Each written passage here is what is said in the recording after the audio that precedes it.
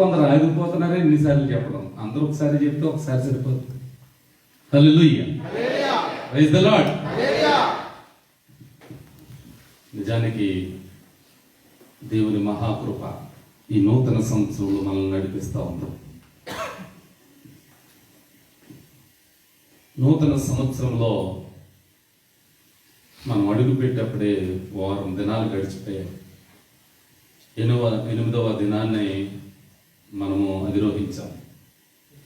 ఈ 8వ దినము కూడా కొద్ది గంటల్లో ఇది కూడా వెళ్ళిపోతుంది.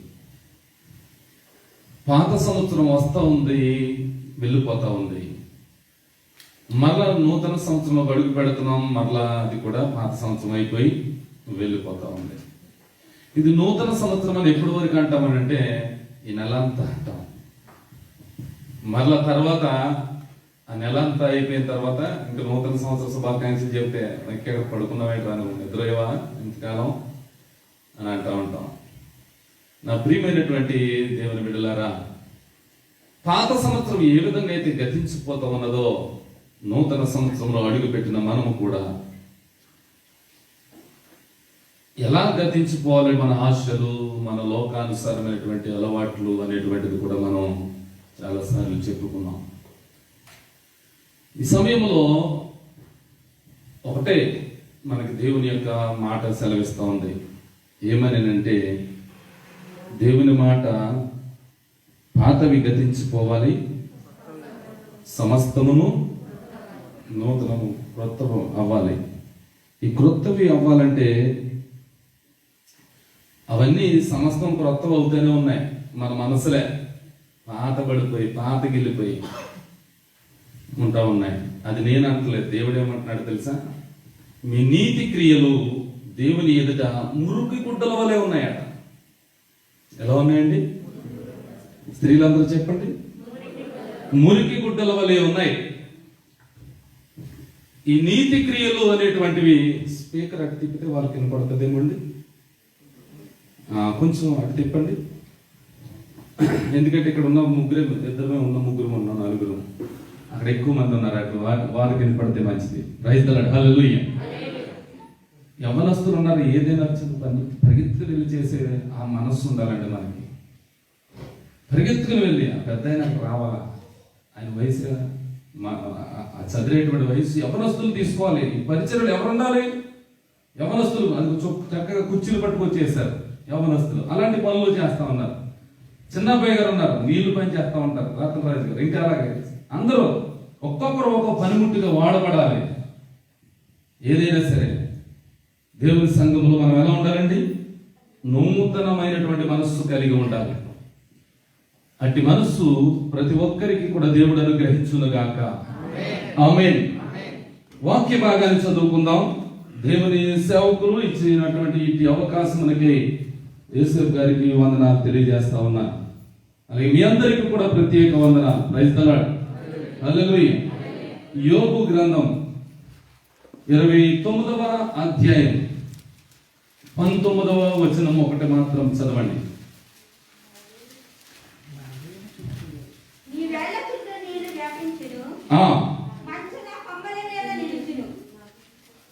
ప్రార్థన. మహాగరుడమైన మా ప్రియ పరలోకపు తండ్రి, ప్రాణాత్మ దేహములతో మరి ఒకసారి నీ ముందు లొంగిపోతా ఉన్నాం తండ్రి. ఈ మధ్యాహ్న కాల సమయంలో ప్రభు ప్రాణాత్మ దేహములను మీ ఆధీనంలో ఉంచుకోండి. ప్రతి ఒక్కరిపైన నీ ఆత్మను కుమ్మరించి నీవే నా నోటికి ఒక నైనా బూరగా మీరు అందించి మీ మాటలు వినిపింపచేయండి. మీ ప్రత్యక్షత బిడ్డలందరికీ కనుపరించండి. దీనులను పురుగు వంటి యాకోబును, ధూళి వంటి అబ్రాహామును ఎందుకు పనికిరానటువంటి స్థితిలో ఉండగా నీవు నన్ను దర్శించావు. నన్ను నీవు పరిశుద్ధాత్మ అగ్ని చేత కాల్చి పుటం వేసి నీ మాటను తేటగా అందించగల బూరగా నన్ను మార్చేసి ప్రజలందరికీ ఉత్తమమైన మాటలు వినిపించుమని యేసు క్రీస్తు నామములో ప్రార్థించి పొంది ఉన్నాం మా పరమ తండ్రి. ఆమేన్. ఇంకా కొందరు చెప్పలేదు. ఆమేన్, హల్లెలూయా. అందరూ చెప్తే దెబ్బలా ఉంటారు. అందరూ చెబితే వాయిస్ అలా ఉంటుంది. అందరూ చెబితే దేవుడు అందరి నోటంకా చూస్తాడంటే, చిన్నవాడిని నేనే చూస్తున్నానంటే మేము ఇంకా దేవుడు చూడ మనసులు అనుకుంటున్నానండి. మనసులు అనుకుంటారో లేదో తెలియదు, కానీ అనుకుంటే మంచిదే. పైకంటే అందరూ కూడా ఉజ్జీవంతో ఉంటారు. ఆమేన్, హల్లెలూయా. చదవబడినటువంటి వాక్యము, నా వేళ్ళ చుట్టూ నీళ్లు వ్యాపించును, మంచు నా కొమ్మల మీద నిలుచును అని ఎవరంటున్నారు అని అంటే యోబు ప్రస్తావిస్తున్నటువంటి మాటలు. యోబు మాట్లాడుతూ ఈ విధముగా ఈ మాటలు చెప్తా ఉన్నాడు. ఏమనంటున్నాడు? నా వేళ్ళ చుట్టూ నీళ్లు వ్యాపిస్తాయి. ఆయన ఒక మొక్కగా ఉన్నాడు. ఆ మొక్క ఎలా ఉంటుందంటే దానికి వేళ్ళు ఉన్నాయి కనుక మొక్క నిలబడడానికి కావలసింది ఏంటండి? వేళ్ళు. ఈ వేళ్ళు అనేటువంటివి ఉంటే భూమిలోకి దిగితే దాని సారమును పీల్చుకుని చక్కగా నిలబడి ఉంటారు. ఒకవేళ మీకులాగా ఇలా వాలిపోయి ఉన్నది అనుకోండి, అంటే అందులో వేళ్ళు నీరు కిందకి తన్నలేదని అర్థం. అందరంటే మీలాగంటే అందరూ కాదు, కొందరు. ఆ నీళ్లు దానికి అందలేదని అర్థం. ఆ యొక్క వేళ్ళు కిందకి వెళ్ళలేదని అర్థం. ఈ వేళ్ళు కిందకి వెళ్ళకపోవడానికి కారణం ఏంటి? వేళ్ళు అనేటువంటి మొక్క వేసిన తర్వాత కిందకు వెళ్ళి అది నిలబడే స్థితిలో ఉండాలి కదా. అయితే ఆయన మొక్క ఎలా ఉందట? నా వేళ్ళ చుట్టూ నీళ్లు వ్యాపించే విధముగా ఉన్నదట. నీళ్లు వ్యాపించినటువంటి చెట్టు మనకి చాలా సార్లు పరిచయమే. నీళ్లు ఉన్నటువంటి చెట్టు ఎలా ఉంటదంటే పచ్చగా ఉంటది, జీవము కలిగి ఉంటది. చక్కటి ఆకులను తన కాలంలో ఫలమిచ్చే చెట్లు వలె ఆకుల్లోంచి వచ్చేసినటువంటి ఆ పొత్తులు, ఆ పిందెలు, ఆ కాయలు ఆ రకముగా వర్ధిల్లుతూ ఉంటది నీళ్లు అందినటువంటి చెట్టు. ఆమేన్, హల్లెలూయా. మరలా దాని కొమ్మలట ఎలా ఉన్నదట? మంచు వ్యాపించి ఉన్నదట. మంచు ఆ కొమ్మలను వ్యాపించేసింది. ఇక్కడ వేళ్ళు అనేటువంటిది ఆ చెట్టుకు ఉన్నాయి. ఆ చెట్టుకు ఉన్నటువంటి వేళ్ళు అక్కడ చక్కటి నీళ్లు అందేటువంటి పరిస్థితిలో ఉందట. ఆ వేళ్ళు ఏం చేస్తాయంటే నీటిని పీల్చుకుంటా ఉన్నది. ఇప్పుడు ఏదైనా ఒక సువాసన మనకు రావాలి అని అంటే మనం ఒక పొగ వేస్తూ ఉంటాం. అంటే అది సాంబ్రాణి కావచ్చు, లేకపోతే ఇంకా పరిమళ తైలాలు కావచ్చు. ఇంట్లో ఒక బాలింత గాని లేకపోతే వేరొకరు ఎవరైనా ఉంటే అక్కడ సాంబ్రాణి అనేటువంటి చక్కగా వాడుతూ ఉంటారు. అది ఏం చేస్తూ ఉంటది? చక్కటి సువాసన ఇస్తూ ఉంటది. ఏమిస్తూ ఉంటదండి? సువాసన ఇస్తూ ఉంటది. అది ఏం చేస్తుంది అంటే ఆ చెడు వాసన అంతా కూడా చంపేసే గుణం దానిలో ఉంది. ఆ చెడు వాసనను చంపడమే సువాసన ఇస్తూ ఉంటది. ఒకవేళ దాన్ని చంపలేదనుకోండి, నువ్వెంత అగరొత్తులేసినా ఎంత పన్నీరు చల్లినా అక్కడ ఏమొస్తుంది? చెడు కొంపే వస్తూ ఉంటది. అయితే దీనికి ఉన్నటువంటి గుణం ఏంటంటే ఆ చెడుతనాన్ని పీల్చుకోవడం. ఆ చెడుతనాన్ని పీల్చుకుని సువాసనను వెదజల్లటం. ఈ సువాసనను వెదజల్లుతున్నప్పుడు ఆ సువాసన అందరూ కూడా బాగోలేదని అనేవారు ఉంటారా? సువాసన అనేటువంటిది ఒక సుమధురంగా మధురంగా మనం పీల్చుకుంటా ఉంటాం.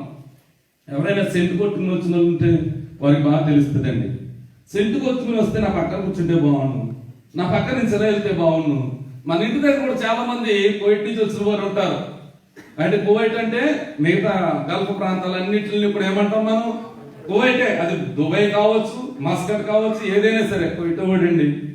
ఈ కువైట్ వాడిని చూస్తులోకి ఎలా ఉంటదంటే మాట్లాడితే చాలు, ఏదైనా చేప వెళ్ళి కొంచెం ఖరీదుకి ఎక్కువ ఖరీదెట్టి కొన్నా సరే కువైట్ వాడండి. ఆడికి ఏంటండి, అక్కడ బావులు ఉంటే తవ్వుకుంటారు, తెచ్చుకుంటారు అనుకుంటారు. ఇక్కడ ఉన్నటువంటి కష్టాలు ఎవరికీ తెలియదు. అయితే ఈ సువాసన అనేటువంటిది అందరికీ కూడా ఒక ఆకర్షణము కలిగిస్తూ ఉంటది. ఈ యోబు జీవితం ఎలా ఉందంటే అందరికీ తెలుసు, సువాసన కలిగేటువంటి జీవితం. అవునా? అవునన్నా చెప్పండి. ఆయన జీవితం సువాసన కలిగి ఉందా? ఆయన జీవితము సువాసన కలిగినటువంటి జీవితమా అంటే ఏమాత్రము కూడా సువాసన కలిగినటువంటిది కాదు. ఎందుకని కాదు అని అంటే సాతానుడు దేవునితో పందెం వేశాడు, దేవునితో ఒక షరతు వేశాడు, దేవునితో ఒక నిబంధన పెట్టుకున్నాడు.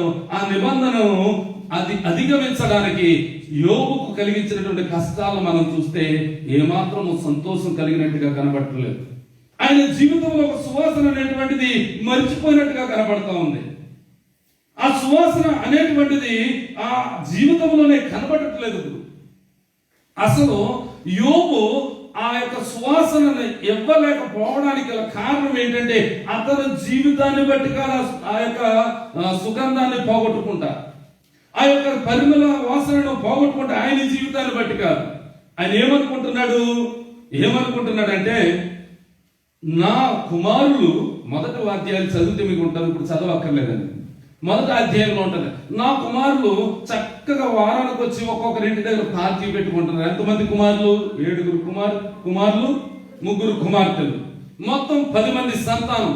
ఈ 10 మంది సంతానం ఏం చేసేవారంటే వారానికి ఒక్కొక్క రోజున వారి ఇంటిలో పార్టీలు పెట్టుకునేటువంటి వారు. మనం ఇక్కడ చాలా మంది చూస్తూ ఉంటాం. ఈ దేశస్తులు ఏం చేస్తారంటే వారానికి ఒకసారి వారి అన్నదమ్ములు కానీ అక్క చెల్లెలు కానీ అందరినీ పిలుచుకుని అక్కడ ఒక పార్టీ పెట్టుకుంటూ ఉంటారు. ఈ రోజున చాలా మంది హౌస్ మేడ్ గా పని చేస్తున్నటువంటి వారు, అరబ్ వాళ్ళ ఇంట్లో పని చేస్తున్నటువంటి వారు కానీ, లేకపోతే ఇండియన్స్ ఎవరైతే వారు పార్టీలు పెట్టుకున్నటువంటి వారు ఉన్నారో వారిలో పని చేస్తున్నటువంటి వారు కానీ రాకపోవడానికి కారణం ఏంటో తెలుసా? వారికి పార్టీలు ఉంటాయి. ఈ రోజు ఈ శుక్రవారం దినాన చక్కటి పార్టీలు ఏర్పాటు చేసుకుంటారు. ఈ పార్టీల్లో అలాగే యోబు యొక్క కుటుంబంలో కూడా పార్టీలు జరిగాయి. ఈ జరిగేటువంటి సమయంలో వారి యొక్క కుమార్తెలు కూడా ఏదైనా దేవుణ్ణి దూషించేశారేమో, మీరు తాగేసి కానీ లేకపోతే మత్తులో కానీ లేకపోతే దూషించకూడనటువంటి మాటలు ఏదైనా ఒకవేళ పలికేశారేమో, దేవునికి ఆయాసం పుట్టించారేమో, దేవునికి ఒక కోపం పుట్టించారేమో అని చెప్పేసి ఈయన ఏం చేసేవాడంటే అరుణోదయమునే లేచి, ఉదయకాలమునే లేచి ఆయన ఏం చేసేవాడు? ఒక్కొక్కరి పేరులను బలులను అర్పించేటువంటి వాడు. హల్లెలూయా, హల్లెలూయా. వాక్యం బాగా అర్థమవుతుంది కదా, వినపడుతుంది కదా. నా వాయిస్ మీకు వినపడకపోతే మళ్ళీ ఒకసారి చెప్తాను, పర్వాలేదు. దీనికి ఏమి టైం లేదు, ఎంత టైం అయినా చెప్పుకోవచ్చు, ఎంత సమయమైనా సరే చెప్పుకోవచ్చు. ఇంకొక పార్టీ కూడా లేదు వెనక. అయితే వాక్యాన్ని స్పష్టంగా అర్థమవుతుంది అన్నటువంటి వారికి సార్ దేవుని స్తోత్రం చెప్పండి. హల్లెలూయా, హల్లెలూయా.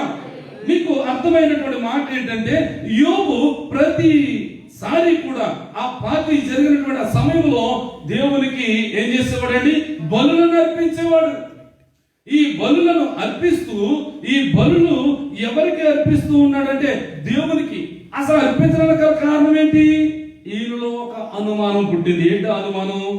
నా కుమార్తెలు దేవుణ్ణి కనుక దూషించేశారేమో, దేవుణ్ణి కనుక ఆయనకి ఆయాసకరమైనటువంటి ఏదైనా క్రియ చేయకూడని చేశారేమో అని అనుకుంటా ఉన్నాడు. అసలు తండ్రి ఎటువంటి వాడు అంటే ఆయన యథార్థవంతుడు, ఆయన న్యాయవంతుడు, ఆయన ఏ లోపమును కూడా లేనటువంటి వాడు అని బైబిల్ గ్రంథంలో మొట్టమొదటి వాక్యాల్లోనే రాయబడి ఉంది. ఇప్పుడు భక్తిపరుడు గాని భక్తిపరురాలు గాని ఎవరైనా ఒక కుటుంబంలో ఉంటే ఆ కుటుంబము ఎవరి కొరకు ఆలోచిస్తారంటే వారి బిడ్డల కొరకు ఆలోచిస్తూ ఉంటారు. ఏమని? నా బిడ్డ బయటికి వెళ్ళాడు. ఇప్పుడు అంతా కూడా ఫ్యాషన్, ఆ స్టైల్స్ వచ్చేసినాయి కనుక కుమార్తెలు తేడా కనబట్టలేదు. కుమారుల బట్టలు కుమార్తెలు, కుమార్తెల బట్టలు కుమారులు వేసేసుకుని తిరుగుతూ ఉంటే ప్యాంట్ వేసుకుని వెనకాల నుంచి చూస్తే కనుక వాడు మగవాడు అనుకుంటాం, లేకపోతే వారు స్త్రీ అని అనుకోవచ్చు. ఇటువంటి కార్యాలు మనం ఇక్కడ చూస్తా ఉన్నాం, ఇంటి దగ్గర మన ప్రాంతాల్లో కూడా చూస్తా ఉన్నాం. కనుక ఆ తల్లిదండ్రులకు ఉన్నటువంటి భారం ఏముండాలని అంటే యోబు ఏ విధంగా కుమారుల కొరకు కుమార్తెల కొరకు ఆలోచన చేశాడో ఈ ఆలోచన ప్రతి ఒక్క కుటుంబంలోనే ఉండాలి.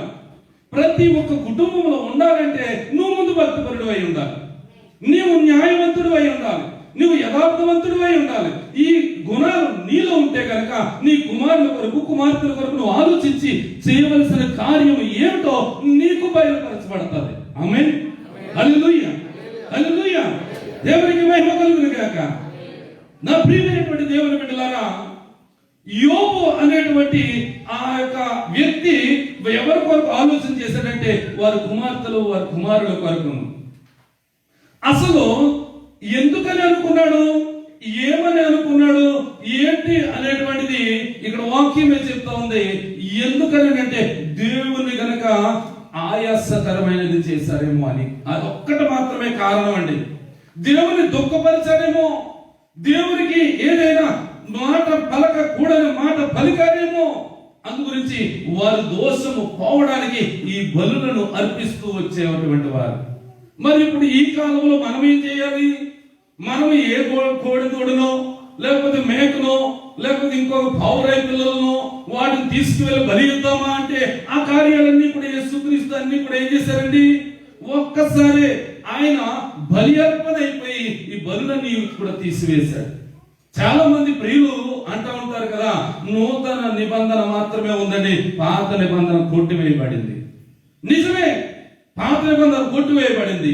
ఏ విధమైనటువంటి కొట్టుబడి ఉన్నాయనంటే, ఏ విధమైనటువంటి విషయాలు కొట్టబడ్డాయనంటే, మనము కంటికి కన్ను అనేటువంటిది పాత నిబంధన గ్రంథంలో ఉంది. అంటే నీ ఎడల ఎవరైనా నీకు చేతి మీద కానీ కాలు మీద కానీ నీకు ఎవడన్నా కొట్టాడు అనుకోండి, ఆ కాలు మీద నువ్వు కొట్టాలి. నువ్వు కూడా ఒక కంటి మీద కొడితే నువ్వు కూడా కొట్టి ఆ కన్ను తీసేయాలి. అలాగా కంటికి కన్ను పంటికి పన్ను అనేటువంటివి ఉన్నాయి, బలులు అనేటువంటివి ఉన్నాయి. ఇవన్నీ కూడా కొట్టివేశాడు. మిగతావన్నీ కూడా మామూలుగానే ఉన్నాయి. పాత నిబంధన గ్రంథంలో ఏ వ్యక్తినైనా సరే నీవు అంటే నీ వ్యక్తి కానటువంటి వారు, నీ కుటుంబంలో కానటువంటి వారు, నీ భార్య భర్తలు కానటువంటి వారు ఎవరైనా అక్రమ సంబంధం పెడితే వారిని ఏం చేయాలంటే మోసే ధర్మశాస్త్రం రాళ్లతో కొట్టి చంపాలి. ఈ రాళ్లతో కొట్టి చంపాలి అనేటువంటి ఈ యొక్క నిబంధన కొట్టివేయబడింది. ఇప్పుడు యేసుక్రీస్తు ఏమంటారో తెలుసా? నువ్వు వ్యభిచారంతో పట్టబడితేనే కాదు, నువ్వు వ్యభిచారం చేస్తుండగా చూస్తేనే కాదు, నీవు కంటితో చూసి ఎవరినైనా సరే నువ్వు మోహపు చూపు కనుక చూస్తే, నీ హృదయంలో చెడు అనేటువంటిది ఆలోచన చేస్తే అదే వ్యభిచారం అని చెప్పాడు ఆయన, అదే పాపం అని చెప్పాడు ఆయన. అంటే పాత నిబంధన గ్రంథము కంటే కొత్త నిబంధన గ్రంథము ఇంకా కఠినమైపోయింది. ఈ కఠినమైపోయిన స్థితి ఎందుకు కలిగిందంటే తల్లిదండ్రులు బిడ్డలను పెంచవలసిన పరిస్థితి సరిగా లేదు కనుక. ఈ దినాలలో నూతన సంవత్సరం వచ్చింది, ఓ happy new year, happy new year అని చెప్పుకుంటే గొంతులేస్తూ అవసరమైతే బళ్ళకు ఉన్నటువంటి ఆ సైలెన్సర్ పీకెస్ కూడా బర్బర్లాడించి తీసుకెళ్లేటువంటి పరిస్థితులు మా యొక్క ప్రాంతాల్లో కనబడుతూ ఉన్నాయి. నా ప్రియమైనటువంటి దేవుని బిడ్డలారా, నువ్వు కొనిస్తున్న బండి కోసమో లేకపోతే నువ్వు కొనిస్తున్నటువంటి ఆ డ్రెస్ కోసమో నేను మాట్లాడట్లేదు, కానీ వారి జీవితాలు ఏ విధంగా ఉన్నాయి, దేవునికి ఆయాసము కలిగించే విధముగా ఉన్నాయా లేకపోతే దేవునికి సంతోషం పుట్టించే విధముగా ఉన్నాయా అనేటువంటిది నువ్వు చూసుకోవాలి. అసలుకి వారు ఇవన్నీ చేస్తే ఈయనకి ఏమొచ్చిందండి? అసలు బలులు అర్పించిందేమో కుమారుల కొరకు, కష్టం వచ్చింది ఎవరికి వచ్చింది? తండ్రికి వచ్చేసింది. ఏ కష్టం వచ్చింది అంటే ఆయనకు ఉన్నటువంటి ఆ ఆస్తులన్నీ పోయాయి, ఆయనకు ఉన్నటువంటి ఫ్యాక్టరీలు పోయాయి, ఆయనకు ఉన్నటువంటి గొర్రెలు ఒంటెలు ఆ మందలన్నీ కూడా పోయాయి. ఇవన్నీ పోతే ఇద్దరు మాత్రం మిగిలారు. ఎవరు వాళ్ళు? ఒకరు యోబు, తన యొక్క భార్య. ఈ ఇద్దరు మిగిలితే తన భార్య ఏమంటుందో తెలుసా? నువ్వు ఇంకను నీ యొక్క భక్తిని వదవా? నీ భక్తిని విడవకుండా నువ్వు ఇంకా ఈ యొక్క గచ్చితోను ఈ కురుపులతోను ఈ యొక్క బాధలోను ఉండిపోతావా? నువ్వు ఒక్కసారి దేవుని దూషించే నువ్వు ఆటోమేటిక్ గా చచ్చిపోతావు అంటున్నాడు. మనలాంటి వాళ్ళు అయితే గనక, మనలాగా ఆలోచించేటి వారు అయితే గనక మీ చేతిలో ఆ సమయంలో కత్తి కానీ గొడవలు కానీ ఉందని వెంటనే తెగేసేస్తారు. ఆ మాటకి ఏమి నన్ను నువ్వు కట్టుకున్న దానివి నన్ను ఎంత మాట్లాడతావని ఆ పౌరసంతో ఏం చేస్తావనంటే నువ్వు చావమనంటావా, నిన్ను ముందు చంపేస్తానని వెళ్ళిపోతారు. అయితే యోబు ఓర్చుకున్నటువంటి స్థితి ఏంటంటే ఆయనకు ఉన్నటువంటి దేవునితో నిబంధన, దేవునితో ఉన్నటువంటి సంబంధం, దేవునికి ఆయనకు ఉన్నటువంటి మధ్యవర్తిత్వం, ఇవన్నీ కూడా దేవునిలో ఉన్నాడు కనుక అతను ఏం చేసిందంటే ఆ పౌరుషం రాకుండా ఆ కోపం రాకుండా ఆయన అంచువేసి నోటుతో కూడా పాపం చేయలేదట. యోబు నోటితో కూడా పాపం చేయలేదట. మనమైతే అనకూడనటువంటి మాటలు అనేసి, చేయకూడనటువంటి ఘోర కృత్యాలు చేసేసి, చాలా అవసరమైతే పోలీస్ స్టేషన్ కూడా తలకాయ పట్టుకెళ్ళిపోయిన వాళ్ళు కూడా ఉన్నారండి చాలా చోట్ల. ఆ తలకాయ చంపేసి తలకాయ కూడా పట్టుకుని పోలీస్ స్టేషన్కి వెళ్ళిపోయిన వాళ్ళు ఉన్నారండి. అది భార్య, భర్త, కుమారుడ, తల్లి ఇవన్నీ ఏమీ చూడడానికి కోపం వస్తాయి. మరి యోబు ఏ పరిస్థితిలో ఉన్నాడో తెలుసా? కుమారుల కొరకు, కుమార్తెల కొరకు ఆలోచించినటువంటి వాడికి వచ్చింది ఏంటండి? ఆశీర్వాదం కదా. ఆశీర్వాదము కాదు, కష్టము వచ్చింది. ఈ కష్టం ద్వారా, ఈ యొక్క బాధల ద్వారా, ఈ ఇబ్బందుల ద్వారా, ఆయనకు ఉన్నటువంటి అనారోగ్యం ద్వారా ఆయన కుమిలిపోతా ఉంటే భార్య కూడా ఒక పక్కన పొడుస్తూ ఉన్నది. భార్య కూడా ఆయనను హింసిస్తూ ఉన్నది మాటలతో. నువ్వు చావు, ఎందుకు వచ్చిన జీవితం ఇది?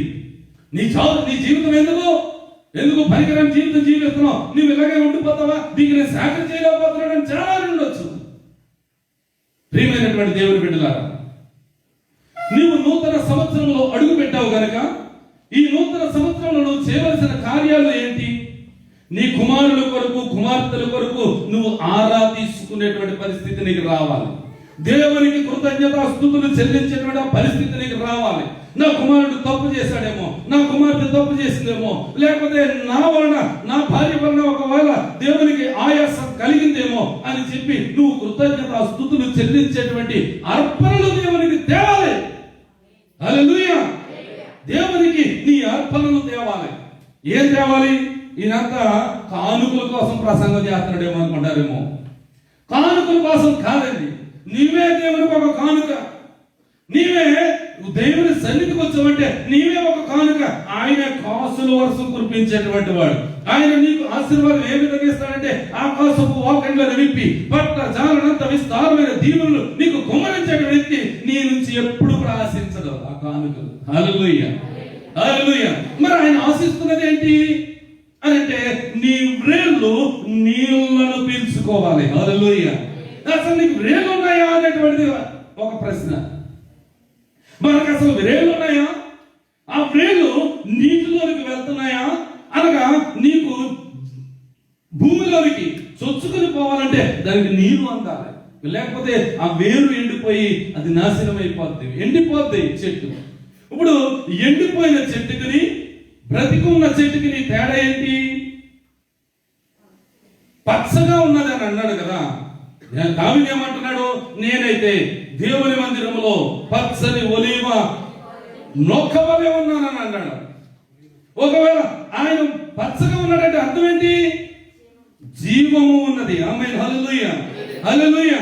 పచ్చగా ఉన్నది, జీవము కలిగి ఉన్నది. జీవము కలిగి ఉన్నదంటే అది వేరంతా కూడా భూమిలోకి వెళ్ళింది. దాని బ్రేలు ఆ వాటర్ ని లాక్కుంటూ ఉన్నది, పీల్చుకుంటా ఉన్నది. మనకు అసలు బ్రేలు అనేటువంటివి ఉన్నాయా లేదా అనేటువంటిదే మనం తెలుసుకోవాల్సిన విషయం. మీకు తెలుసున్న వ్యక్తిని ఒక ఆయన పరిచయం చేస్తాం మరలా ఈ నూతన సంవత్సరంలో. బెసలేలు గురించి ఎంతమందికి తెలుసు? బెసలేలు మా ఇంటి పక్కన ఉండేవాడండి. మరి ఆయన ఇప్పుడు లేడండి అని అనుకుంటారా? మా క్లాస్మేట్ ఒక ఆయన ఉండేవాడు, ఇప్పుడు లేడని అనుకుంటున్నారు. సమూయేలు రెండవ గ్రంథం, సమూయేలు రెండవ గ్రంథం 23వ అధ్యాయము.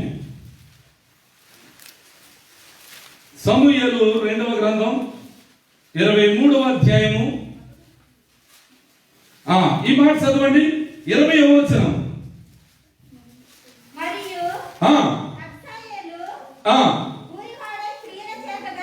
మరలా చదవండి. ఊరివాడైన ఘనతనొందిన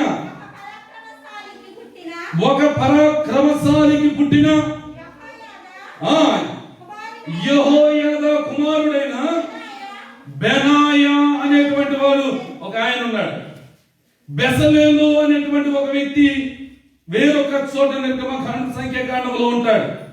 ఈ బెసలేలు అనేటువంటి వ్యక్తి ఎలాగ ఆయన ఉన్నాడంటే విద్యా పూర్ణుడు, విద్యా ప్రవీణుడు.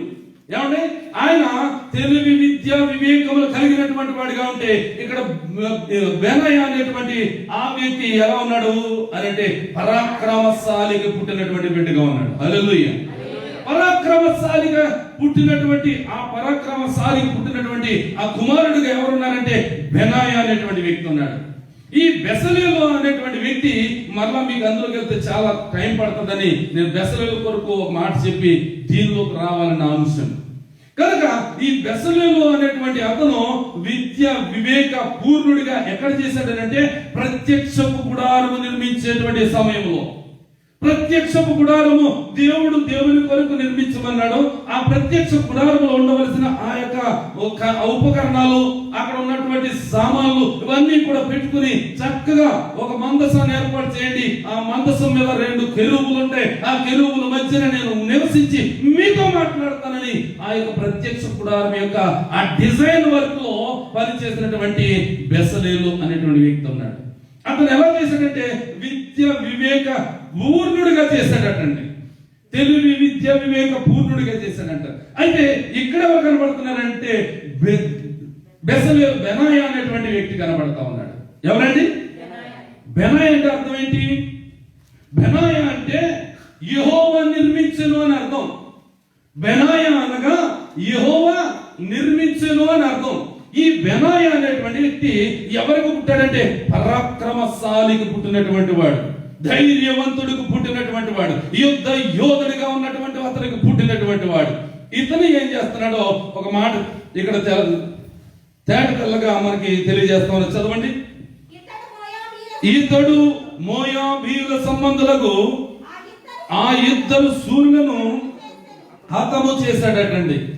ఎవరు 2 శూరులు అంటే మోయాబీయుల యొక్క ఆ ప్రావీణ్యత పొందినటువంటి వారు. మోయాబీయులు అనేటువంటి వారు వీరికి విరోధులుగా ఉన్నారు. ఎవరికి?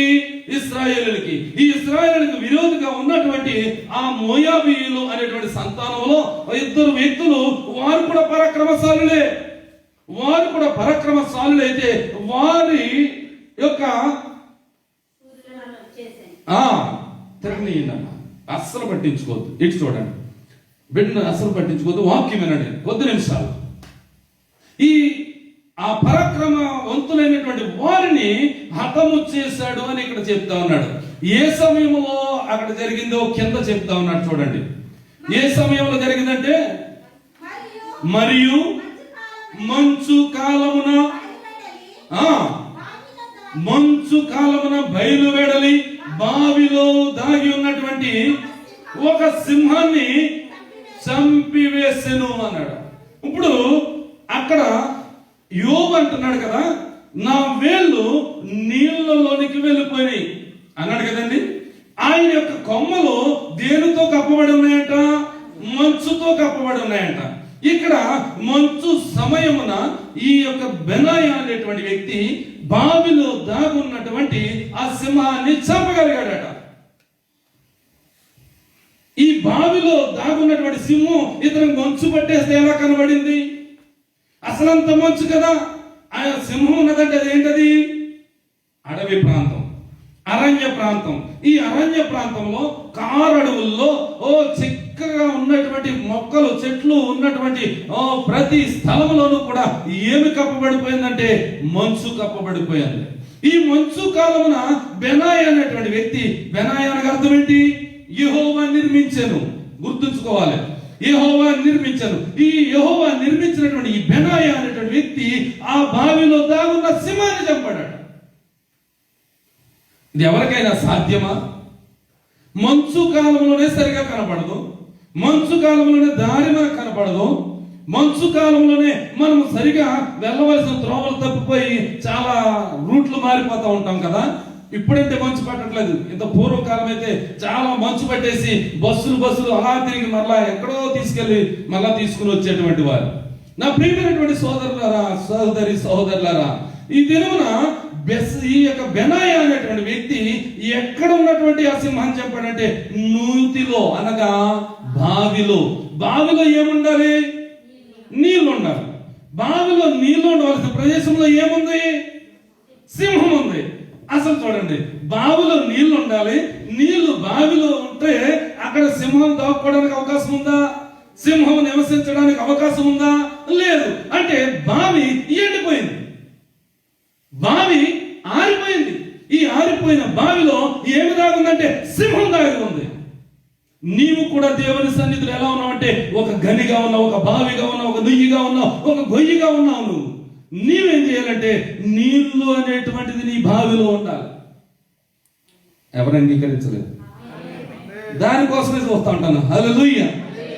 నా ప్రయత్నం అంతా అదే, ఎవరు అంగీకరించారు ఎవరు అంగీకరించలేదని. అలాగా అని ఆలోచిస్తున్నారేమో. విన్నటువంటి వాక్యం నువ్వు నమ్మినట్లయితే, నువ్వు కనుక అంగీకరించినట్లయితే ఏమనాలి? హల్లెలూయా, ఆమేన్. నాకు మైక్ అక్కర్లేదు, గట్టిగా కూడా అరుస్తాను నేను. దేవుని ప్రియమైనటువంటి ప్రజలారా, ఈ దినాన మన బావులన్నీ ఎలా ఉన్నాయంటే ఎండిపోయిన బావిలా ఉన్నాయి. ఈ ఎండిపోయిన బావిలో నీళ్లు తీసుకునేటువంటి పరిస్థితి ఎక్కడ వచ్చింది? నీళ్లు పెట్టుకునేటువంటి పరిస్థితి ఎక్కడ వచ్చింది? ఆ బావి మనమై ఉన్నాం అనుకోండి. ఆ బావిలో ఏముండాలంటే నీరు అనేటువంటి వాక్యం ఉండాలి. చాలా మంది చెప్పారు దేవునికి మహిమ కలుగును గాక. ఇది ఫస్ట్ టైం ఏమో నా జీవితంలో. హల్లెలూయా, హల్లెలూయా, హల్లెలూయా. నా ప్రియమైనటువంటి దేవుని బిడ్డలారా, నువ్వు బావిగా ఉంటే నీ బావిలో ఉండవలసింది, నీ బావిలో ఉబకవలసింది, నీ బావిలో జలధారలో బయటికి రావలసింది పోను. అందులో ఏముంటుందంటే ఎండిపోయిన స్థితిలో ఉంటుంది, ఆరిపోయిన స్థితిలో ఉంటుంది, ఓ ఘోరమైన పరిస్థితిలో ఉంటుంది, నెరలో కొట్టినటువంటి పరిస్థితిలో ఉంటుంది. అక్కడ దేనికి అవకాశం ఉంటుందంటే సింహానికి అక్కడ అవకాశాన్ని ఇచ్చేస్తున్నాం. సింహము అనగా మనకు ఒక సింహం తెలుసు. ఎవరా సింహం అంటే యూదా గోత్రపు సింహం. అలాగే అపవాది అనేటువంటి ఒక సింహం కూడా ఉంది. బైబిల్ గ్రంథంలో సింహం ఉన్న చోటనల్లా సింహం యేసుక్రీస్తు అని అనుకోకండి. సింహం ఉన్న చోటనల్లా దైవత్వం అని అనుకోకండి. అలాగే నీళ్లు అనే రాసి ఉంటది. ఆ నీళ్లు ఉన్న చోటనల్లా ఇదంతా వాక్యమే అని అనుకోకండి. మంచు అని ఉంటది. మంచు అనేటువంటి చోటన అక్కడ ఏమున్నట్టంటే ఆ మంచు పరిశుద్ధాత్మ. హల్లెలూయా. ఆ మంచు పరిశుద్ధాత్మ వలె నిన్ను కమ్ముకుని నిన్ను ఆవరించి ఉండగలిగినట్లయితే నీలో నీరు అనేటువంటిది ఉబుకుతుంది, నీరు అనేటువంటిది నిల్వ ఉంచుకుంటావు. అక్కడ నీరు లేనటువంటి బావిలో కూడా ఏమున్నదంటే మంచు ఉన్నది. హల్లెలూయా. నీరు లేనటువంటి బావిలో మంచు ఉంది కదండి. నీరు లేనటువంటి ఆ బావి మీద మంచు ఆవరించుంది కదా. మాకు కూడా వాక్యం అంత అవసరం ఏంటి? మాకు కూడా మంచు వస్తుందని మీరు అనుకోవచ్చు. నా ప్రియమైనటువంటి దేవుని బిడ్డలారా, ఇప్పుడు నీవు ఎక్కడ ఉన్నావంటే బావి అనేటువంటి సంఘములో ఉన్నావు. నువ్వు బయట లేవు. నువ్వు బయట ఉన్న బావి కాదు. రోడ్డు పక్క చెట్లు ఉంటాయి చాలా, అవి అక్కడ వాడు కొడతాడు వీడు కొడతాడు, అందరూ కూడా రాడేసి కొట్టుకుంటా ఉంటారు ఫలాలు ఇచ్చినప్పుడు కదండి. రోడ్డు పక్కన చెట్టు ఎవడైనా అడిగితే ఏమంటాడో, ఏయ్ ఇది పంచాయతీ, ఇది మున్సిపాలిటీ, ఇది నీకేంటి హక్కు అంటాడు. సరే అది కాయలు కొట్టుకున్నాడు, రాల్చుకున్నాడు, తిన్నాడు, లాస్ట్ లో ఎండిపోతా ఉంటది ఎండాకాలంలో. ఇంకో నీళ్లు పోయినా అంటే నాదా చెట్టు నాదా. చూసారా ఎంత డిఫరెంట్ ఉంటుందో. అలాగే నువ్వు మన బావి పక్కన ఉన్నటువంటి మన తోటలో ఉన్నటువంటి బావులు. మనం ఏ తోట అంటే సంఘము. ఈ సంఘం అనేటువంటి తోటలో ఒక బావి నీవుగా ఉన్నావు. ఆ నీలో ఉండవలసింది ఏంటంటే వాక్యం అనేటువంటి నీళ్లు. ఈ వాక్యం అనేటువంటి నీలో ఉండాలి, ఊపుకుతూ ఉండాలి, ప్రవహిస్తూ ఉండాలి. నీలో చక్కటి జలధారలు కలిగినటువంటి జీవితం నువ్వు కలిగి ఉండాలంటే ఆ యొక్క నీరు అనేటువంటిది నువ్వు నిల్వ చేసుకోవాలి. నీరు అనేటువంటిది నీకు వస్తా ఉందా? నీరు అనేటువంటిది నీ ముందుకు వస్తా ఉందా? నీ హృదయంలోకి వస్తా ఉందా అని అంటే కనీసం వారానికి ఒకసారి 2 సార్లు ఎవరొకరు వాక్యం వింటా ఉన్నావా లేదా? నీ సంఘ కాపురి చెప్పినటువంటి వాక్యాన్ని వింటున్నావా లేదా? దానిని నిల్వ ఉంచుకోవాల్సిన బాధ్యత నీకు ఉందా లేదా? ఉన్న నీవు వాటిని నిల్వ ఉంచుకుని నీవు కనుక ఆ పరిశుద్ధాత్మ కొరకు అనగా ఆ మంచు కాలంలో ఉన్నటువంటి ఆ మంచు కొరకు నువ్వు ఎదురు చూస్తే ఆ మంచు పరిశుద్ధాత్మకు సూచనగా ఉంది కనుక ఈ పరిశుద్ధాత్మ అనేటువంటి మంచు ఈ బావి మీద ఉండాలి. ఈ బావి మీద నువ్వు ఎప్పుడైతే ఆవరించబడతావో నీవు ఒక శక్తిమంతుడుగా, నువ్వు శక్తిమంతురాలుగా నువ్వు శక్తిని పొందుకుని దేవుని యొక్క శక్తి ద్వారా ఆ బావిలో దాగి ఉన్న సింహం అనేటువంటి శత్రువైన సాతాన్ని నువ్వు చంపగలుగుతావు. హల్లెలూయా. నువ్వు శత్రువైన సాతాన్ని చంపగలిగితే సంఘములో ఎవరు ఉండరు?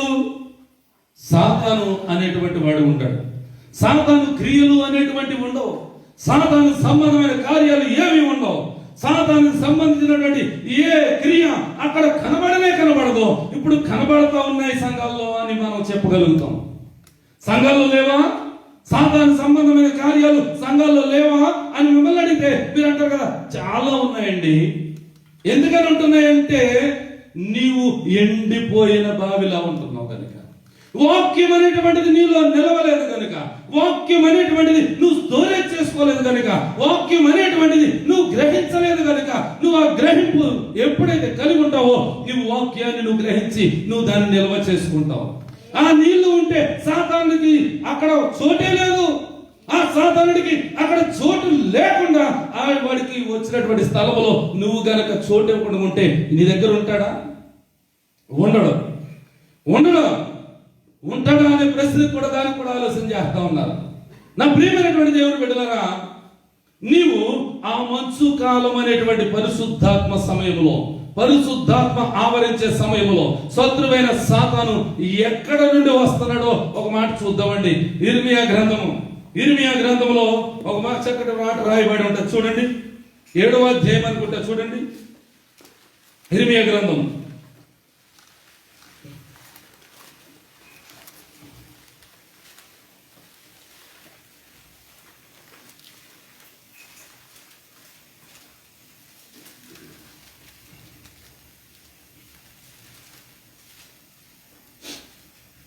రైట్ 12వ అధ్యాయం.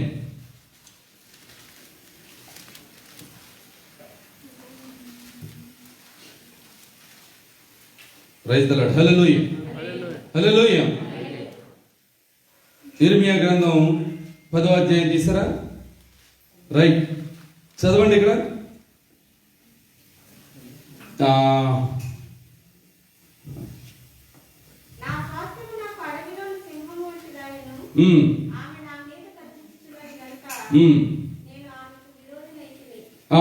నాలుగో అధ్యాయం చూడండి ఒకసారి. 7వ వచనం, సారీ క్షమించాలి. 4వ అధ్యాయము 7వ వచనం.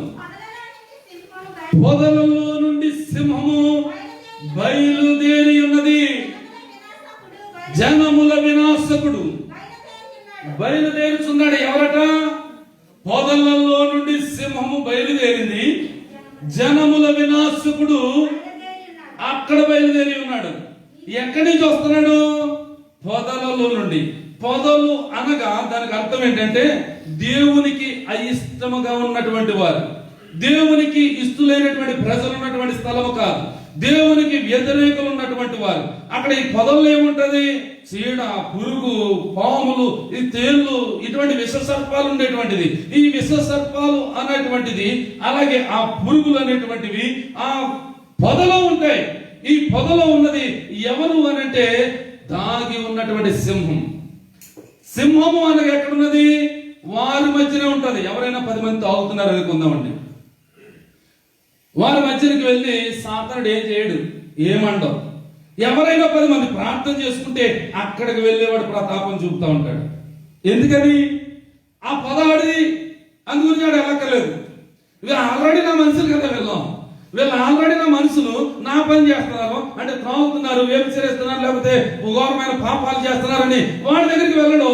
ఎవరైతే తాగకుండా దేవునికి ఇష్టమైనటువంటి బిడ్డలుగా ఇలా సంఘాల్లోకి వచ్చి కూర్చుని వాక్యాన్ని ధ్యానించి విని వ్యక్తులు ఉన్న చోటకు వచ్చే చేస్తూ ఉంటాడో ఆ సాతానుడు ఎక్కడి నుంచి బయలుదేరి వస్తున్నాడంటే ఆ సాతానుడు ఉండవలసినటువంటి దురాత్మ ఆకాశ మండలంలో ఉన్నటువంటి దురాత్మ సమూహం మధ్యలో నుండి వచ్చి ఏం చేస్తున్నాడంటే జనాన్ని నాశనము చేస్తా ఉన్నాడటండి.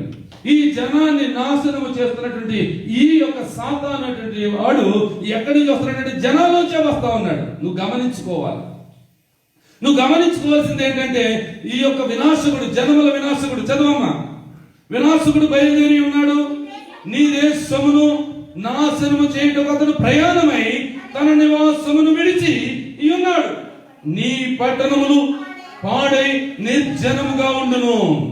సంఘాలు ఎలా ఉండాలి అంటే సంఘము బిడ్డలతో నింపబడి ఉండాలి, సంఘము సేవకులతో నింపబడి ఉండాలి, సంఘము అనేటువంటిది విశ్వాసులతో నింపబడి ఉండాలి.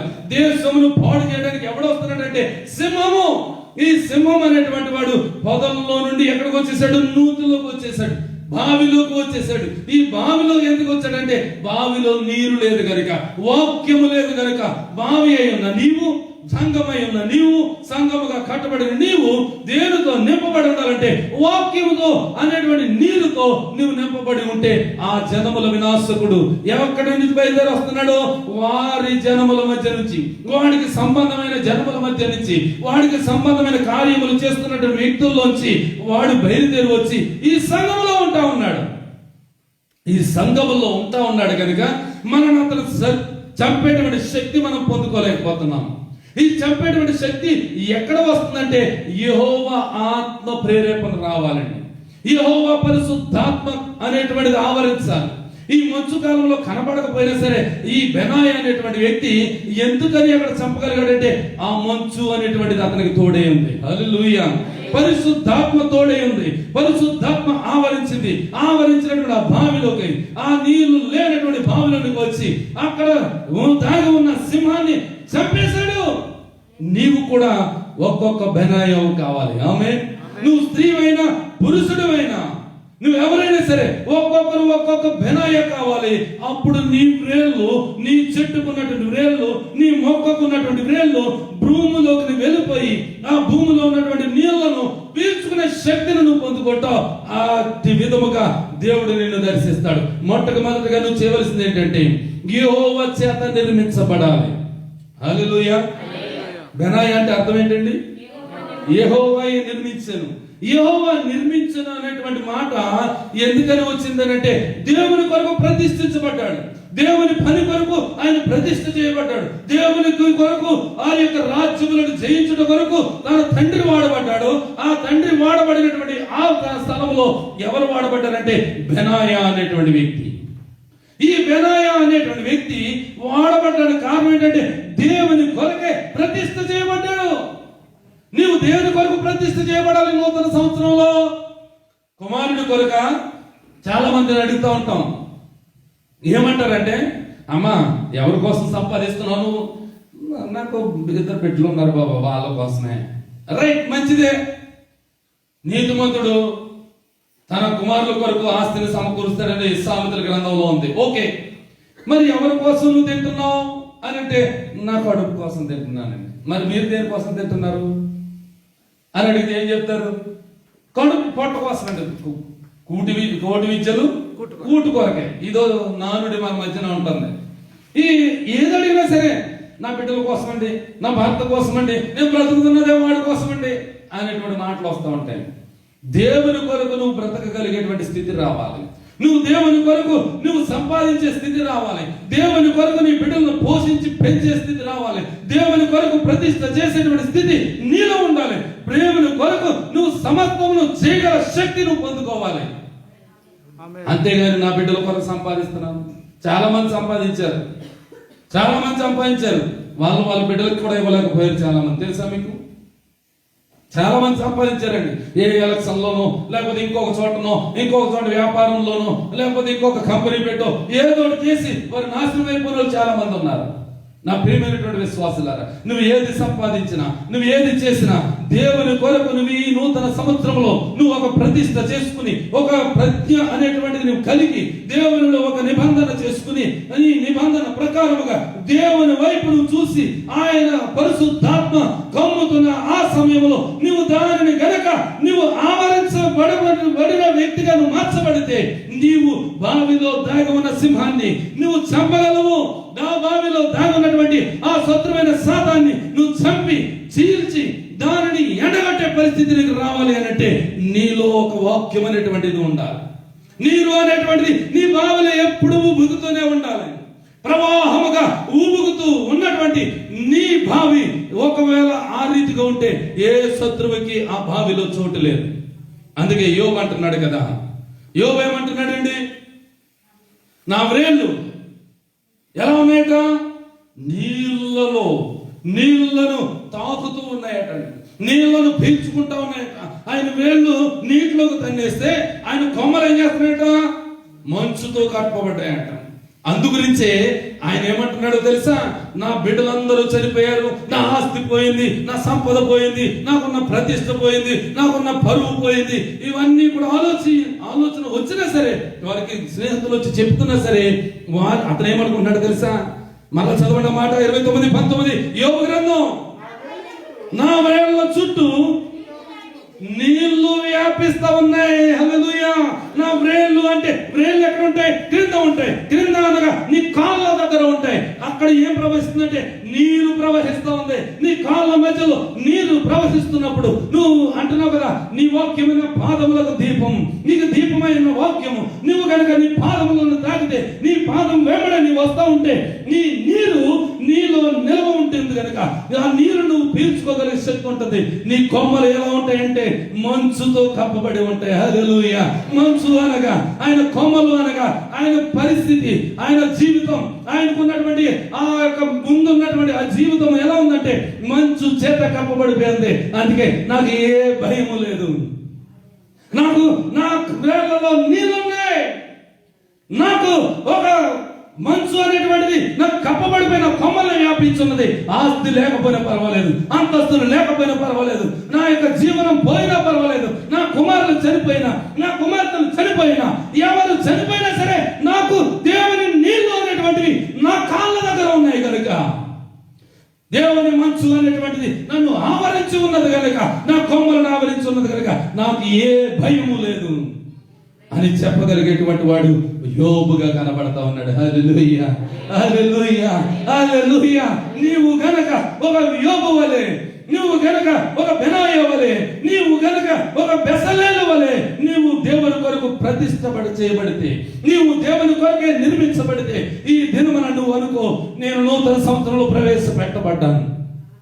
నేను నూతన సంవత్సరంలో నేను ఒక నిబంధన చేసుకుంటున్నాను.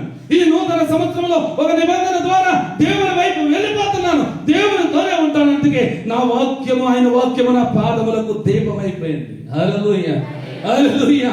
ఈ దీపము నీ కాళ్ళ మధ్యన ఉంటే, ఆ వాక్యము నీ కాళ్ళ మధ్యన ఉంటే, మంచు అనేటువంటిది నీ కొమ్మలను కప్పుతుంది ఈ దినాన. హల్లెలూయా, హల్లెలూయా. నీ కొమ్మలను కప్పాలి, నీ కుటుంబాన్ని కప్పాలి, నీ ఇంటిలో కప్పాలి, నీ సంఘంలో కప్పాలి. నీ పరిస్థితి ఎక్కడైతే ఉంటున్నావో ఆ పరిస్థితులన్నీ కూడా మంచు చేత కప్పబడిపోవాలి. ఇటువంటి మంచు కురుస్తున్న సమయంలో, అనగా వాక్యము ప్రకటించబడుతున్నటువంటి ఆ సమయంలో నువ్వు ఎక్కడ ఉండాలి? చాలా మంది సంఘాలకు రావట్లేదు. కరోనా గురించి భయమో, లేకపోతే ఏదైనా చుట్టాలు వస్తున్నారు. అడిగాను నేను రాజబాబు గారిని, ఒక సహోదరుడు ఉంటాడు రిషి, ఏడి అని అడిగితే చుట్టాలు వచ్చారంట. అంటే నాకు మళ్ళీ ఇంకా పెళ్లి చేసిస్తాను, ఆ పని ఉందేమో అనుకున్నాను నేను. హల్లెలూయా. ఆయన పెళ్లి అయిపోయింది ఆల్రెడీ, చుట్టాలు వచ్చారంటున్నాడు ఆయన. చుట్టాలు వస్తారు, ఏ రోజున వస్తారు? శుక్రవారం వస్తారు. అదే రోజు ఖాళీ కదా. అందుకే చాలా సార్లు చెప్తా ఉంటాను, శుక్రవారపు దినాన్ని ఏ చుట్టాన్ని కూడా రానవద్దు. హల్లెలూయా. శుక్రవారపు దినాన్ని ఏ చుట్టం వచ్చినా సరే, నేను చర్చికి వెళ్ళాలని చెప్పగలిగితే నీకు సాతానుడు వలె అడు వస్తా ఉంటాడు, నిన్ను ఆపుతానికి వస్తాడు. ఆ చోట మిగతా రోజులు లేవా? రాత్రంతా పడుకుని నిద్రపోతూ ఉంటాడు, రాత్రంతా విందులు చేయండి 4 రోజులు. శుక్రవారం మాత్రం ఏ చుట్టానికి చోటు వద్దు అసలు. హల్లెలూయా. ఆ చుట్ట మీద ఇంట్లో వచ్చి ఒక చుట్టేసి కూర్చుంటాడు పాము వలె, ఎక్కడికి కాదన్నాడు. ఎందుకని దేవుని సంఘానికి వస్తున్నావు? ఎందుకని దేవుని సంఘంలో ఉంటున్నావు? మీకు పని పాట లేదా? మిగతా వారికి కూడా చెప్పండి, రానటువంటి వ్యక్తులకు చెప్పండి, దేవుని సంఘంలో మంచు కురుస్తూ ఉంది, ఆ మంచును మన మీద వ్యాపించాలి, ఆ మంచు మన పైన కమ్ముకోవాలి అని చెప్పండి. ఆ వాక్యము మంచు నీ మీద పరిశుద్ధాత్మ కుమ్మరించబడుతున్న సమయంలో నువ్వు అక్కడ లేకపోతే, ఒకవేళ మంచే లేకపోతే, ఆ బెనాయా అనేటువంటి వ్యక్తి దాన్ని చంపలేడండి. సింహాన్ని చంపాలంటే ధైర్యం ఉండాలి, సింహాన్ని చంపాలంటే ఒక ప్రతిష్ట ఉండాలి, సింహాన్ని చంపాలంటే ఒక దేవుని కొరకు నిర్ణయం చేసినటువంటి వ్యక్తిగా నువ్వు మార్చబడాలి. కనుక దేవుని పరిశుద్ధాత్మ కుమ్మరించబడుతున్నప్పుడు, దేవుని నీళ్లు నీ సంఘములో ప్రవహింప చేస్తున్నప్పుడు నీవు దానిని అంగీకరించాలా వద్దా? దానిని మనం గైకొనాలా వద్దా? ఆ వాక్యం అనేటువంటి నీళ్లలో మనం ఉండాలా వద్దా? నీ పాదముల చేత ఆ దీపం అనేటువంటి వాక్యం నీ దగ్గర ఉండాలా వద్దా అనేటువంటిది నువ్వు గమనించుకుంటే, దేవుని సంఘములో ఉన్నటువంటిది ఆటలు పాటలు కాదండి, భోగవాక్యాలు కాదండి, లేకపోతే అష్టైశ్వర్యాలు కాదండి. దేవుని సంఘములో ఉన్నటువంటిది పరిశుద్ధాత్మ. హల్లెలూయా. దేవుని సంఘములో ఉండవలసినది వాక్యం. ఈ రెండు ఉంటే గనక దేవుడు నిన్ను ఈ దినమునే దర్శించాడని అనుకో, దేవుడు నిన్ను ఈ నూతన సంవత్సరంలో ప్రవేశపెట్టాడు గనక నేను ఈ రెండు సంపాదించుకుంటాను. ఈ దినము మొదలుకొని సంవత్సరాంతం వరకు ఆయన వాక్యముతో నేను కనవేసుకుని ఉంటాను. ఆయన వాక్యముతో నేను ఒక నిర్ణయం తీసుకుని ఉంటాను. ఆయన వాక్యముతో నేను ఒక సంబంధం కలిగి ఉంటానని నా ప్రియ సహోదరి సహోదరులారా, ఈ దినాన్ని నువ్వు నిర్ణయం తీసుకోగలిగితే ఒకసారి పైకి లేచి నిలబడండి. ధారాళంగా వాక్యం చెప్పాలని కాదు కానీ నేను దేవుని వాక్యంతోనే ఉంటాను. అందరం లేచి నిలబడండి. ఎవరు ప్రతిష్ఠ చేసుకోరు మీరు నాకు తెలుసు. వాక్యం అంతా ఏమైపోతుందో తెలియదు. ఈ వాక్యం అంతా ఏమైపోతుందో తెలియదు. ఎవరు ప్రతిష్ఠ చేసుకోరు. అంతా కూడా ఎలా ఉంటుందంటే లోకమేమంది. నువ్వు వాళ్ళు కాసేపు పెట్టాం ఏదో రకంగా. నువ్వు నీ అరుపులు ఎవరికి భయపడ్డా. ఇక్కడ సింహము రావాలి అని చూస్తున్నారేమో. దయచేసి గమనించిన ప్రియ సహోదరి సహోదరుల, నీవు దేవుని కొరకు ప్రతిష్ఠ చేసుకుంటానని అనుకోకపోయినా సరే, ఈ దినాన్ని నువ్వు దేవుని సన్నిధికి వచ్చావు కనుక నీ మనస్సులో నువ్వు ధ్యానించుకో. నేను దేవుని కొరకు నిర్ణయం కలిగి ఉంటాను. దేవుని కొరకు నేను సంఘములో దేవుని వాక్యము ప్రవహింపజేస్తున్నప్పుడు, దేవుని వాక్యం అనేటువంటి నీరు దేవుని వాక్యము ద్వారా నన్ను దర్శిస్తున్నప్పుడు, ఒకవేళ నా పాదముల యొద్దకు వస్తున్నప్పుడు, నా పాదముల దగ్గర నిలబడినప్పుడు నేను దాన్ని అంగీకరిస్తానని ఒక మంచి మనసు కలిగి అడగలవా? ఈ దినమున నీకు లేకపోవచ్చు, కానీ దేవుడే నిన్ను దర్శించాడు కదా. దేవుడే తన వాక్కు చేత నిన్ను దర్శించి ఆయన నీటిని పంపి నిన్ను ఒక జీవం ఉన్నటువంటి చెట్టు వలె, జీవం ఉన్నటువంటి మొక్క వలె నిన్ను ఎదిగించాలని అనుకుంటూ ఆయన వచ్చినప్పుడు నువ్వు అంగీకరించవా? నా ప్రియ సహోదరి, నా ప్రియ సహోదరుడా, దయచేసి మీ రెండు హస్తాలు పైకెత్తి ఈ దినాల్లో నేను దేవుణ్ణి అడుగుతా ఉన్నాను. నా యేసయ్యను అడుగుతా ఉన్నాను. నా యేసయ్య నా దేవుడు కనుక, నా యేసయ్య నా కొరకు ప్రాణం పెట్టాడు కనుక, నా యేసయ్యే నా కొరకు సమస్తమును అర్పించాడు కనుక నేను ఆయనకు లోబడి ఉంటానని చెప్పగలను. ఆయన వాక్యం వస్తున్న సమయంలో, ఆయన వాక్యం ప్రకటించబడుతున్న సమయంలో, ఆయన వాక్యము ధారాళముగా నీ యొద్దకు వస్తున్న సమయంలో నేను దాన్ని అంగీకరిస్తున్నానని చెప్పగలవా? నోరెత్తగలమా? పైకి స్వరము రావాలండి, పైకి స్వరము రావాలండి. నా గొంతు పెళ్ళుకి వస్తున్నటువంటి ఈ మాటలు బట్టి ఒకవేళ నా స్వర పేటికలు పగిలిపోయినా పర్వాలేదు, నా స్వర పేటికలు పగిలిపోయినా నేను దేవుని కొరకే ఒక నిర్ణయం తీసుకుని ఉంటాను. నీవు ఉండగలవా? స్వరం ఎత్తండి, దయచేసి స్వరం ఎత్తండి. యేసయ్యా, నా పాత జీవితాన్ని తొలగించుకుంటున్నాను, నా పాత బ్రతుకుని నేను తొలగించుకుంటున్నాను, నా పాత జీవితానికి ఈ రోజే స్వస్తి చెప్తున్నాను. నూతన సంవత్సరంలో నేను అడుగు పెడతానికి నాయన ఎన్నో శోధనలు ఎదుర్కొన్నాను, ఎన్నో రోగాలు వచ్చేసినాయి, ఎన్నో ఇబ్బందులు నా కుటుంబాన్ని తాకిని కనుక ప్రభువా, నా యొక్క పాత జీవితం రోత జీవితంగా మిగిలిపోయిందని నేను సాక్ష్యముగా ఉండకూడదు. అందుకే నేను దానిని ఇప్పుడే తొలగించుకుంటున్నాను. కనుక ప్రభు, నీ వాక్యము కురుస్తున్నటువంటి సమయంలో, నీ వాక్యము పరిశుద్ధాత్మ వలె మంచు వలె పడుతున్న సమయంలో, నీ ఆత్మ అందరినీ ఆవరిస్తున్న సమయంలో, నీ ఆత్మ అందరినీ దర్శిస్తున్న సమయంలో నేను అంగీకరిస్తున్నాను తండ్రి. నాకు శత్రువైన సాతాను ఎదురైనా నేనున్నటువంటి బావిలో ఉన్న దానిని చంపగలిగినటువంటి శక్తి నాకు అనుగ్రహించు. ఆ శత్రువైన సాతాన్ని అరగగొట్టేటువంటి, చితకగొట్టేటువంటి, చంపగలిగేటువంటి ఆ యొక్క పరిస్థితిని కలిగించు. యేసయ్యా, పురుషులు కూడా నోరు తెరవండి అయ్యా.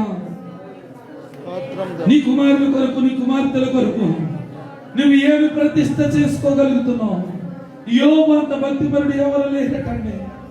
బైబిల్ అంతా వెతికినా సరే అంత భక్తిపరుడు కనబడట్లేదటండి.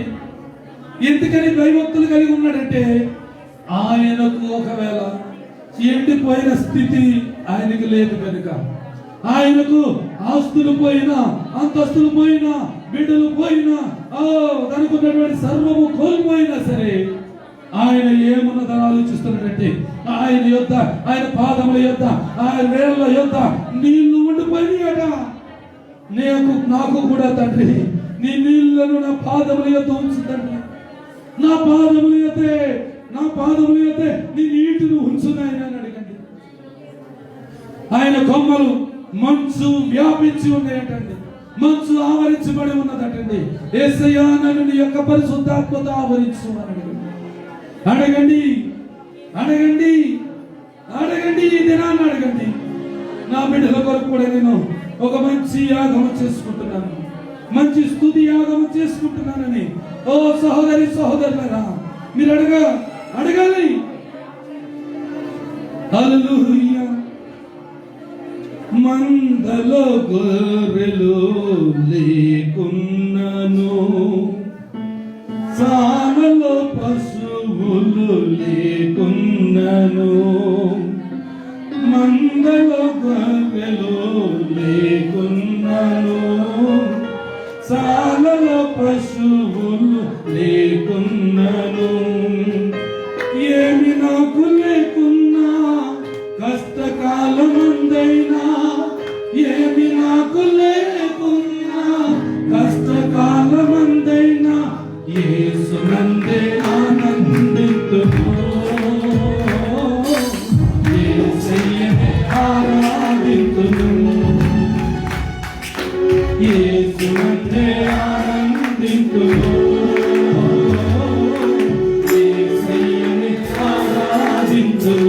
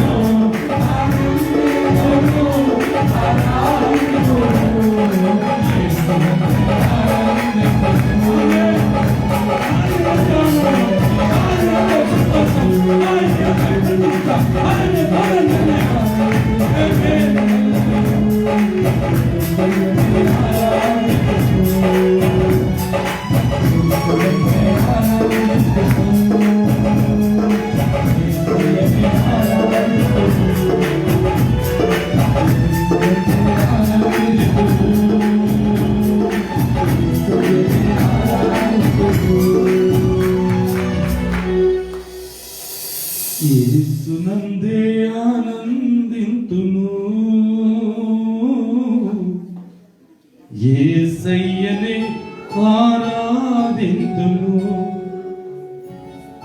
నాకు ఏమున్నాయి ఏమి లేకపోయినా, నా కాళ్ళ మధ్యలో దేవుని వాక్యం ఉండిపోయింది.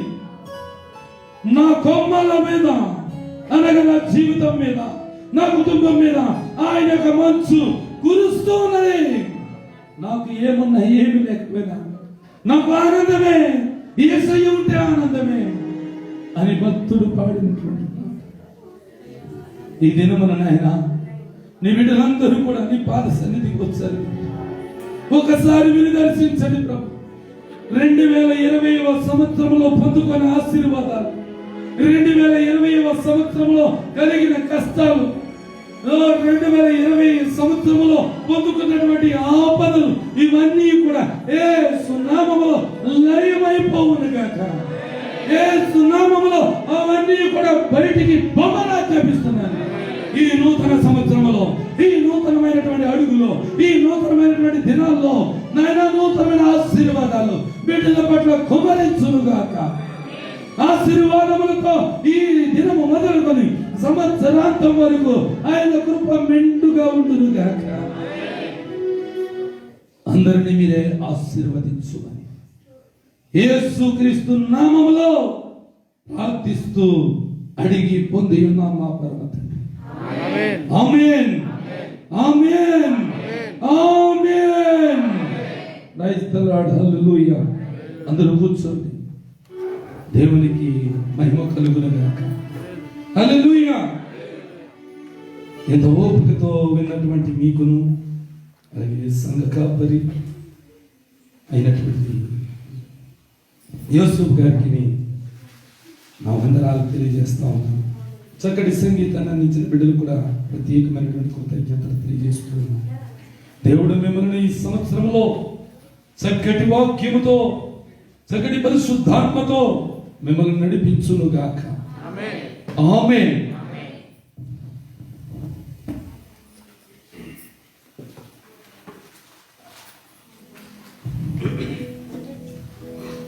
ప్రియులారా, ఇప్పటి వరకు చాలా అమూల్యమైనటువంటి